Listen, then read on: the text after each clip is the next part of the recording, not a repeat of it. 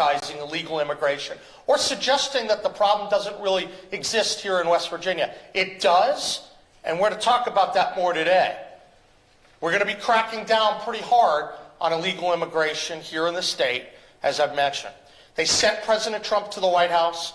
They sent me to the governor's office to do exactly that, to end all this insanity. And that's why I'm excited to announce several steps that we're taking today. First, I just recently signed an executive order which is going to direct our law enforcement, our Homeland Security, our state police, our corrections, other law enforcement agencies to cooperate with ICE and other federal law enforcement officials so that the Trump administration executive order is fully implemented. That's really critical for our state.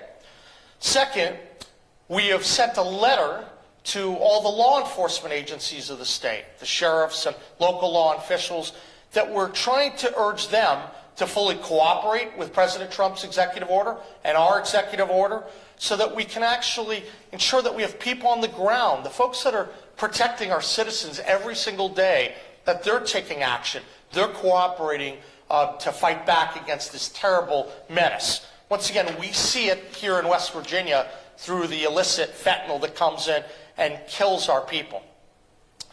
I know that the sheriffs are working really hard. They're on the front lines. I'm excited to partner with them and many others to try to make sure that we're making a big difference here. We have a strong partner in the Trump administration. I want to make sure West Virginia is taking full advantage of that. My administration's been in touch with ICE. I had a conversation with one of the detention and deportation officers, and I'm trying to make sure that West Virginia is on top of all of these issues. These conversations have involved our Homeland Security, our state police, our senior staff, and we're going to have additional announcements coming out in the upcoming weeks and months ahead relating to illegal immigration. We have more meetings coming up next week because this is a critical challenge. I want to do everything I can to protect West Virginians from the deadly drug epidemic, and part of that is working with President Trump to crack down on the illegal immigration issues and challenges facing our state. That's why we're here today. And with that in mind, we want to update people with some new information that we haven't talked about in the past. As of last night, we had about 72 individuals that had been identified. As of this morning, it's my understanding that 10 of those individuals have been moved out of state, so that's 62 right now. Let me talk a little bit about what that means, the breakdown. As of now, these are preliminary numbers, so the numbers change things. So just if a number evolves in the next few hours, just know that that's quite possible. We believe we have 13 people in our prisons and jails who are serving a West Virginia sentence. These aren't just everyday people. We think they're not only illegal immigrants, but some have committed violent crimes. One committed murder and is serving a prison sentence. That's pretty serious. Remember, when these liberal elites were talking about how there weren't immigration problems, they were lying to you for a long time. I'm going to make sure West Virginians know the truth about what's happening and why this has been a real issue in our state. For many years, people have talked about, well, West Virginia is not a border state. Why is it relevant here? Well, it's relevant because of the drug plague and the fentanyl that comes in. But 13 individuals, West Virginia sentenced. Then we have people that have been charged and the U.S. immigration detainer. And then obviously there are people that have been arrested where there are violations of the immigration laws. We believe that number is 36. Now, to be clear, when we're talking about violations there, this isn't just about people that are walking in across the border. These are people that might have had an order to deport them from an immigration judge. These are people that may have left the country and then they came back. So this isn't just people walking across the line, as some people have written about wrongly in the media in the past. I want to make sure people know this is a very serious issue. We know that it's going to affect all of West Virginia. Right now, we have people that are housed in the different prisons and the regional jails. So let me walk you through that. We have individuals, I'm not going to give you exact numbers on this, but I'm going to tell you that we have individuals in Salem Correction Center in Harrison County, in St. Mary's Correction Center in Pleasants County, Stevens Correction Center down in McDowell County, Huttonsville Correction Center in Randolph County, and Mount Olive in Fayette County. We also have individuals in some of the regional jails, the Central Regional Jail in Braxton County, the Eastern Regional Jail in Martinsburg in Berkeley County, the South Central Regional Jail in Kanawha County, the North Central Regional Jail in Doddridge County, the Southern Regional Jail in Raleigh County, and the Northern Regional Jail in Marshall County. This is an important issue for West Virginia, and I'm going to do everything I can to partner with President Trump and with local law enforcement to make sure we're tackling this problem. Once again, it sickens me that we have so many people that have died from fentanyl overdoses and that this problem has been allowed to linger for a long time, largely due to a weak administration and open borders policies. Well, West Virginia is going to get out in front. We're going to work with President Trump. We're going to solve these problems together, and I'm thrilled with what that means for people. I want to make sure I'm keeping West Virginians safe, and we're partnering with President Trump, who has been absolutely correct about this issue for a very long time. Years ago, I've talked to President Trump about this issue on fentanyl, so I'm glad as governor that as I'm learning more information, I can bring it to your attention and we can take the additional steps needed to protect West Virginians even more. I thank you all for coming, and now I have time for a few questions. Stephen. Yes, Steve Adams on the newspapers. What is the state doing as far as our state law enforcement capacity? We obviously have West Virginia State Police. We have the Fusion Center, which provides intelligence for both state and local law enforcement. So what are we hearing from our state law enforcement partners in regards to the interdiction act? Well, they've obviously been working and cooperating with ICE, and that's important. And we wanted to make this formal today. We have some other formal announcements that will be coming back, but our law enforcement, whether state-based and a lot on the local level, they've been cooperating with ICE because they know these are real issues. And so I think I'm trying to enhance that cooperation. That's why, Steve and I wrote a letter today, and we sent out to the sheriffs and to the local police, just urging to facilitate more cooperation. Stephen, the other thing you're going to hear in the upcoming weeks, there are more formal agreements that can occur between local law enforcement, the state, and the federal government. There's a 287G program that facilitates the ability of local law enforcement to partner with the feds, and that makes it easy to facilitate the cooperation. But when ICE goes on raids, when it does different things, we want to be in a position to help them as much as we can, because our local guys, they have real knowledge on the ground. They're the ones protecting our citizens, so we want them engaged. Quick follow-up on the consolidation, moving some of the duties or all the duties of DHS underneath National Guard. That has to be approved by the legislature, of course. Do you see any changes that could affect future cooperation in regards to violence? I don't. I think that we're always going to have a structure in West Virginia that prioritizes public safety. And I think that's one of the best parts. When we talk about challenges in West Virginia, one thing I can say is I think West Virginia does a lot of good things to protect our citizens. And that's something that we're going to continue to do. But it does require us to be proactive, to get out in front and attack this drug epidemic, the illegal immigration problem. That's exactly what we're doing today. How are you? Good. So I want to clarify one thing. So you said 72 individuals. That's total from when Trump was taken office. And then 10, we believe, have gone over to Kentucky. So as of now, I think the number that's may be transported, some of the numbers may go up, some of the numbers may go down. So it's a moving target. But I'm trying to update you, give you information. That's once again what I try to do, give you information when it comes in to me so you'll know. And I'm not aware that that's ever been done like this before. So I'm doing my best as the numbers come in. We appreciate that a lot. And I do have a follow-up question. Yeah. So I know in years past I've read about certain specific facilities, detention centers where people have gone, where sometimes families were separated or people claim that there was inhumane treatment. So I do want to ask for the people that in the state of West Virginia and even those that have been sent out of state to Kentucky, for example, Do we know what kind of situations people who are detained are living in? Is that something you Yeah. can guarantee they're in humane like living conditions? Well, like that? I think it's always important that we have humane conditions. I can't give you the particulars about every single person and what's happening within all the jails, but obviously the state of West Virginia is going to do its best. And one of the things to make sure that people are protected, our citizens are protected, but that you run the correctional facilities the right way. You know, we know that there's been a history in the past that there have been problems. I'm going to do everything I can to keep improving that. There have been improvements in that in recent years. You may remember some of the shortages of some of the correctional officers in the past. That's been widely reported. I want to make sure that we're continuing to protect our people and have the right amount of tools available to make that happen. But in terms of some of the specific policies, I think we'll learn more about that going forward.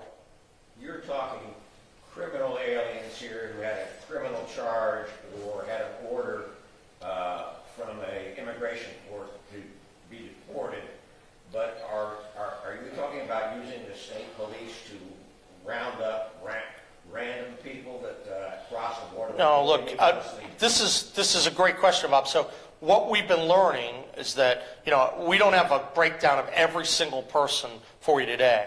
But one of the things we learned, because I asked this specific question before I came out to you, just to give some description of the nature of these people, and what we've learned is a number of these people violated court orders. For example, you might be subject for an immigration judge deportation hearing, you didn't show up. Well, that would be a criminal violation, and you could be, if you're caught, then you might be subject to being deported. Or there might be someone who was deported. We have people that were deported from our country, and then they found their way back.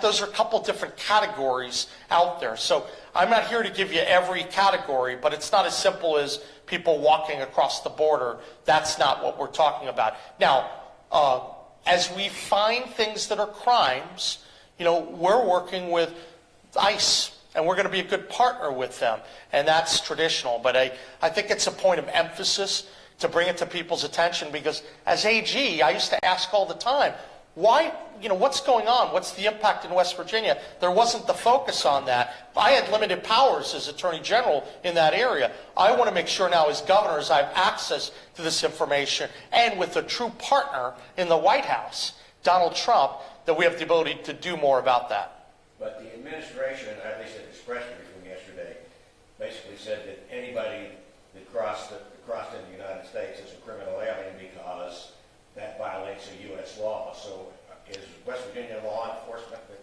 is controlled by the state, are they going to assist in rounding up these people? I think that the word that's been provided to me, which I think is fair, is that I've heard these are targeted activities. So you're talking about different people. It's not walking in and trying to find people and, hidden under the bush. This is an instance where these folks are going in and they know that there's some specific paperwork. Once again, it could be that immigration judge that did the order. It could be someone deported.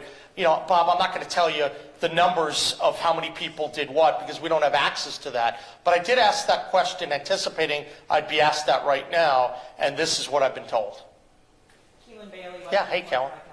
So nationally, we've seen reports that when we're talking about fentanyl coming across the borders, it's majority U.S. citizens and it's majority through legal ports. Do you have state-level data that says otherwise? I've always said that the fentanyl comes in through multiple ways. It comes in through the ports of entry and between the ports of entry. And all the studies we've done and the work we've seen reflects that fact. So you could come in and there are people that have smuggled through ports of entry. We have that. I think that we look at all of these areas. If there's illegal activity, it's appropriate to stop it. So I don't know that I make the distinction. I know that it occurs in both areas, between and within the ports of entry. And so if you're committing a crime, you're equally culpable either way. I'm sorry, you said that your office had done reports. No, our opposite of, well, we've actually done reports on drug-related issues, and we've studied fentanyl when I was down the hall expansively. In fact, you know that one of the first executive orders that I did was to declare fentanyl, or asked the federal government to declare fentanyl as a weapon of mass destruction because of the terrible effects of that. Most of the drugs.